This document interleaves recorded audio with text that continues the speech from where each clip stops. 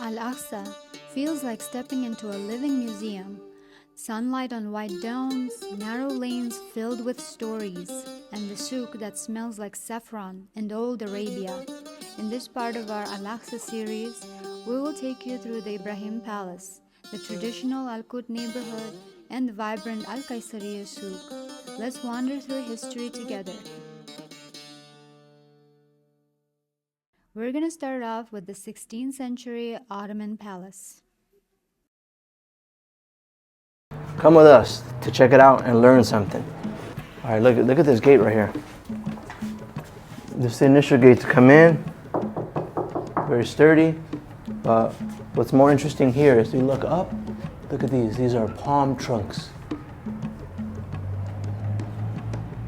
This is the ceiling right here. This is how they made it. Wow. Look how thick these walls are. So I believe they used palm trunks as a reinforcement and for ceilings because this part of Saudi is full of palm trees. Al-Aqsa actually has the biggest palm oasis in Saudi Arabia.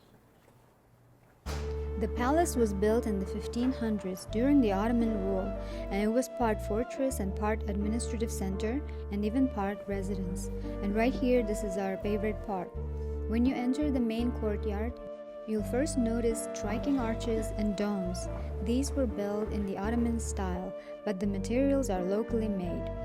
The mosque was the spiritual heart of the palace. This is the female prayer room, which is much smaller than the main prayer hall. Unfortunately, we weren't able to film that part. I love the simplicity of the design, no heavy decor, just geometry and natural light.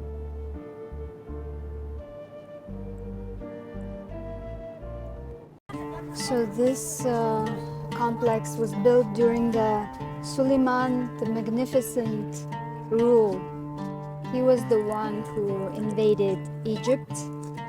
At the time, Egypt was ruled by the Mamluks, so he invaded the Mamluks and he used those people to actually invade the Arabian Peninsula. So this fortress was built by Ibrahim, the Egyptian Ottoman. These Ottomans, this was built in the 1500s. These guys were advanced, so advanced that they already knew how to make this construction. So this is made from bricks. They stacked the bricks in such a way where they supported themselves. And so if you look at it from the inside, you can see how flawless it's built. There's no other structure to hold it up. They just understood how to create these domes already. Let's check out the hammam. You can see a dome that's rising from the floor. I believe this is the roof of the hammam, and the actual hammam is below the ground. We're going into the dungeon. Let's go.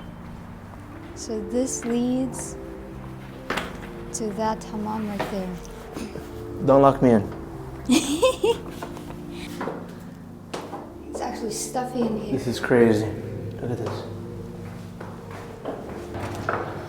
So this hammam is one of the first Turkish hammams built on the Arabian Peninsula. Wow. So this is where people used to bathe. Imagine how many people took a bath right here, in this place where we are. This was full of water. It must have been a water pipe that came through. And you have ventilation up there, you have the holes right there to ventilate. Here comes a cat. You followed us, huh?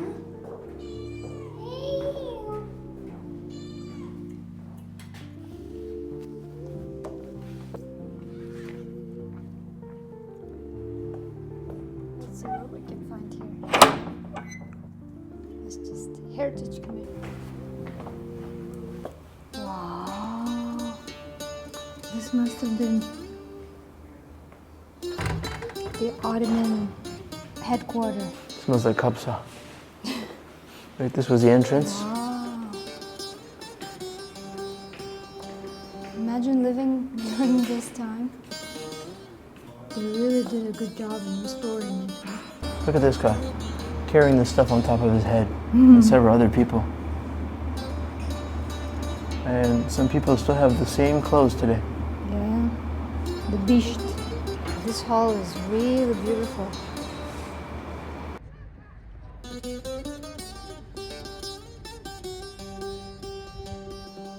So most likely the reason for setting up this place here is because of the water source. You can see right here, as you come in, you have a water well. They've modernized it with faucets right here, but you can see in detail a little more right down there in the middle. So There's still probably water there. yeah, many of these places what they do is they have a pail that you can drop in and bring it up. But it's been modernized and obviously they don't use it anymore. But yeah, you need water for the animals, for life, for people.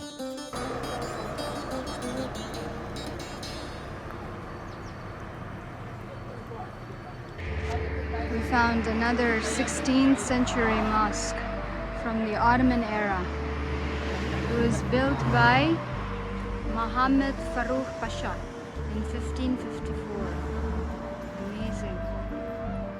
It's not that impressive as the one right there, but 16th century.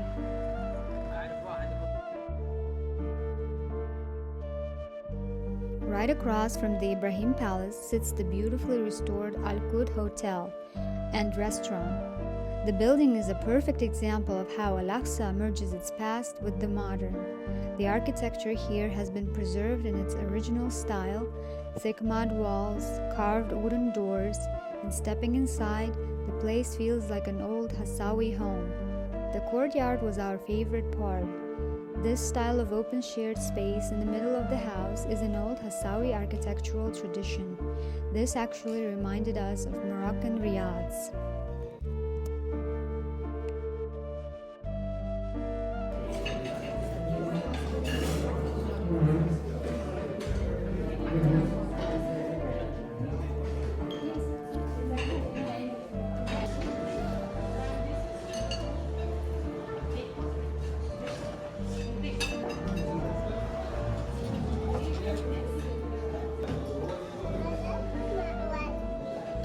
All right, we're right across from Ibrahim Palace and around the corner from Koot Heritage Hotel.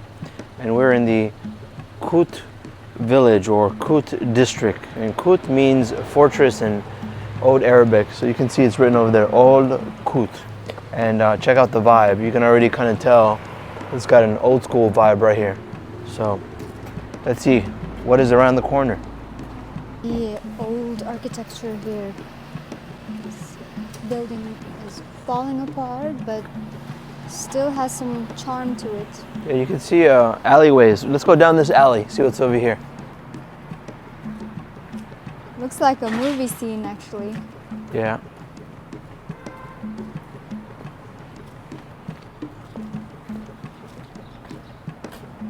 Arabic graffiti. Old Koot. Old Koot. What does it say? Koot al-Qadim. Al-Koot al-Qadim. I can smell food in the air. Someone's cooking up something good. Palm. These are palm trunks. Palm trunks, yeah. These are not from the 70s. These are maybe 300, 400 years old. These are older. Look at that arch up there. Look at that right there. What? Yeah, exactly, the arch. Wow. On this side too. And this side, beautiful.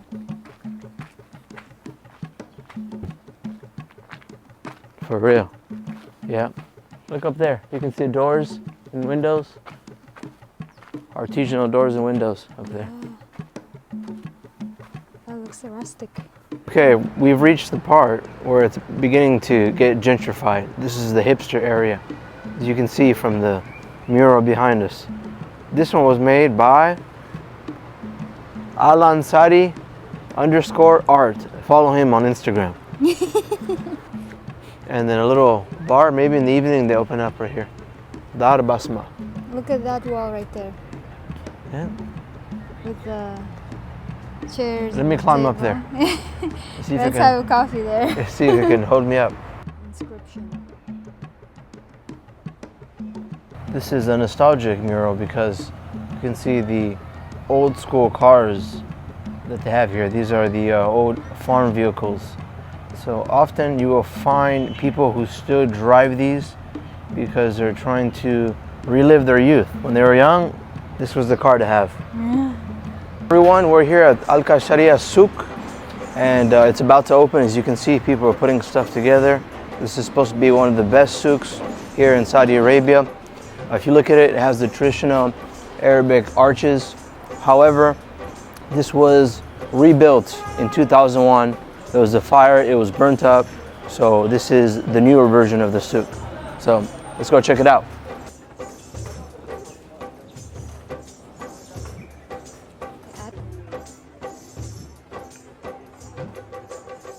Look at this area over here, this arch of greenery. I mean, for people watching the video, you think, what's the big deal? For us, it's a big deal because you don't see this here in the Middle East much. It's one of the entrances. It's amazing. In Qatar, because of that, see that black string coming off the... It's just starting to open. Here we have bahut, walking sticks, Incenses. prayer beads. These are gigantic prayer beads. Yeah. Date bakery. Look at this. Kleja. Since Al-Aqsa is the biggest oasis in the world, with palm oasis that is, it makes sense that they have so many products made with dates. These are really delicious, especially with the Arabic coffee. Do you drink it? Or for the salad. Salad. Just lemon. Look at these tiny, local, traditional. Oh, they have a cool Marash. marash. This is right here on both sides. So far I've been walking around. It's kind of like a maze. We're discovering different parts, but I like how well organized this place is. It's not chaotic. It's clean. Nobody is pushy. You have families. And lots of different things to buy. So far mostly clothes we're seeing. Walking sticks. Here. What they wear in the winter time right here. This one is called farwa. Farwa. Look at the lighting right there. Look at this.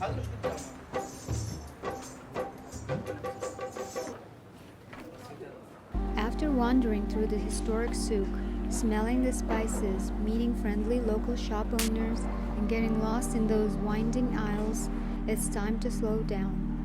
Right across from the souk, there's this quaint coffee shop with an amazing panoramic view of the town. We came around sunset and the view was spectacular.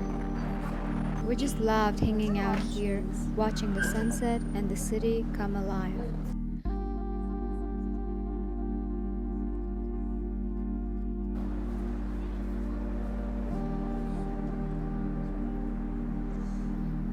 Hope you enjoyed the vlog.